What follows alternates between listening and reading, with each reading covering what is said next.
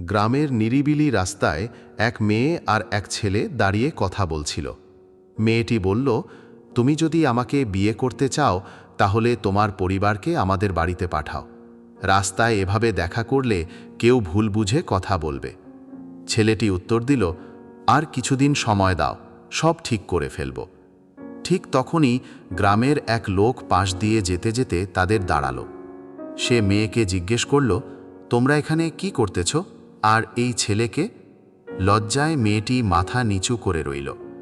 লোকটি কিছু না বলে চলে গেল, কিন্তু কিছুক্ষণ পরেই গ্রামের এক মহিলার কাছে পুরো ঘটনা আনিয়ে বানিয়ে বলল।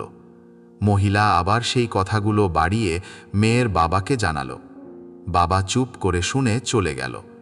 এর কিছুক্ষণ পর মেয়ে বাবার কাছে এসে বলল, বাবা, 500 টাকা লাগবে প্রাইভেটের ফি দিতে। তখন বাবা রাগে বলল, আর পড়ালেখা লাগবে না, 1 সপ্তাহের মধ্যে তোর বিয়ে ঠিক করছি। মেয়েটি মাথা নিচু করে চলে গেল। একটু ভুল বোঝাবুঝি, একটু গুজব, আর তাতেই নষ্ট হয়ে গেল একজন মেয়ের পড়ালেখা, তার ভবিষ্যৎ। সব কথা বিশ্বাস করা উচিত নয়, আর কাউকে না জেনে বিচার করাও বড় অন্যায়।